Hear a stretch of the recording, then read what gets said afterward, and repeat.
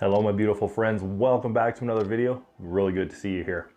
So today I'm going to give you my interpretation of a hag's hut. A hag's hut in a swamp. There's a lot of different things going on here. I'm really happy with how it turned out. Why don't we go to the video and I'll show you how I did it. So to start off, we use our piece of MDF that I drew a little bit of a diagram on, where everything I wanted to go, where it's all going to be situated. So put that aside and I got to work cutting some XPS foam.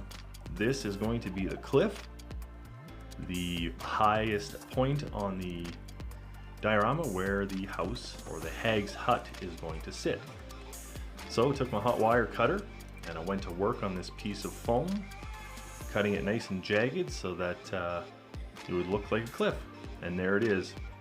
So I'm going to affix that to the board, and I also cut up some other pieces of XPS and I'm going to glue that down, and this is going to become the swamp floor, the main level, the ground level of the swamp.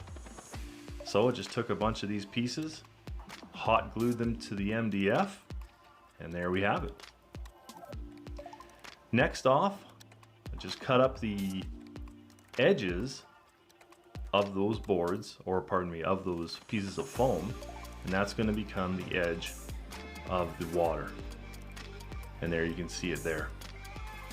So next I used drywall compound. This stuff is amazing for building pieces up and getting some texture on there.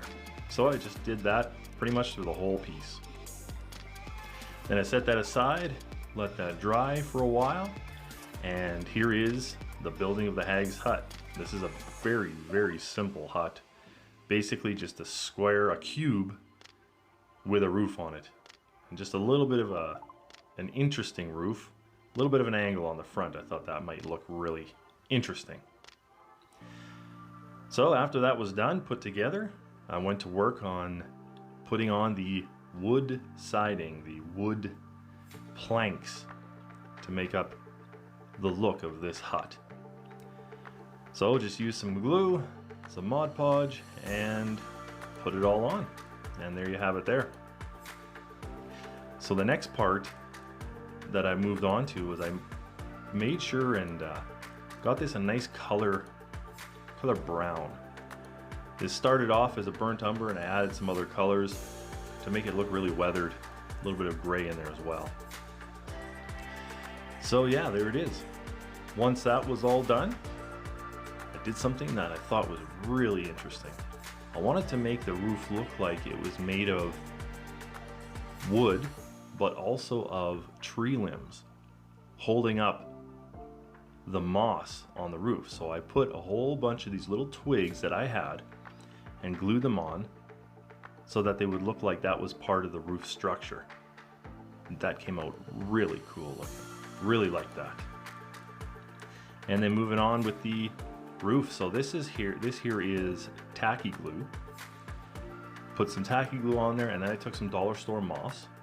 And what I did was I put it in my awesome coffee grinder.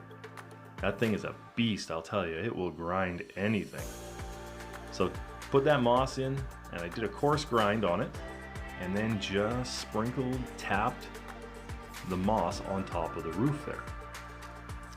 Now this turned out better than expected. It looks exactly like a thick layer of moss growing on top of this roof. Worked out really, really well. Check that out. I was quite happy with it.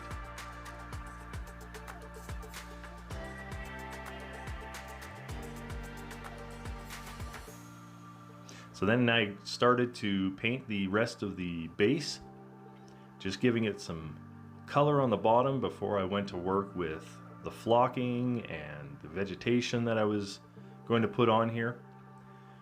And basically for the flocking, it was, again, I used that grinder, that coffee grinder, and used a different color moss from the dollar store. Ground a bunch of that up. It had a little bit more of a brownish color into it. And that's basically all I did. Put some glue on the surfaces and sprinkled that stuff all over the place. And then here's a little bit of a an interesting one. I didn't quite know how to build the dock. And usually what happens with me is I have an idea and then I just build it. And usually it works out pretty good, and this worked out pretty good. So some of those twigs that I had, I just used that for the main posts, and then XPS foam cut up real thin into boards. And it turned out pretty good, looks pretty rickety. And other than putting a little bit of glue on there, that was it. Painted that up and then glued it on. Now here is the interesting part that I've never done. So this is craft wire. So I took a whole bunch of pieces of craft wire, bent it in half, twisted it up, and made some really ugly looking trees out of this. Using those individual pieces of wire, bending them into crooked areas, that's how I got the effect. Now here is just using a bunch of hot glue, letting it dry, and then scoring the tree with the hot end, the hot tip, to make it look like bark. And man, did it ever turn out really, really well. I think I'm gonna try this from now on. And then just started off painting that stuff. So I used a gray to begin with, then added a little bit of brown and a dry brush, and it worked out really well, looked good. So here is putting on the flocking on the end of the wire. So I first started off with using tacky glue. Tacky glue, and then sprinkling some of this stuff that I ground in the coffee grinder and putting it on. And that worked out pretty good. But I had an idea. I went to my wife's bathroom there and I grabbed her hairspray, extreme hold hairspray, and I sprayed it on the ends and then sprinkled the flock, and that worked way better. So that's what I'll be using from now on. I'll probably get my own hairspray instead of using my wife's though. So then I just took the trees, cut a hole in the foam, used some tacky glue, and put them in there. And they're looking pretty good. Now here's the part where I make the frame for the resin. This resin is pretty good. I didn't do a very thick coating, but it turned out pretty good the way it was poured. You'll see that in a minute. But right here now I'm just adding some vines to the cliff, a whole bunch of vegetation. There's a whole bunch of these plastic dollar store plants that I used. I cut up really small, putting just a ton of vegetation everywhere. And now it's time to pour the resin. I wanted to do this a little bit darker. Kind of wanted to make it murky. It turned out all right. I could have made it a little bit murkier, but other than that, it was great. So that's basically it, guys. A little bit of embellishment here and there. Here's the final product. Thanks for joining me.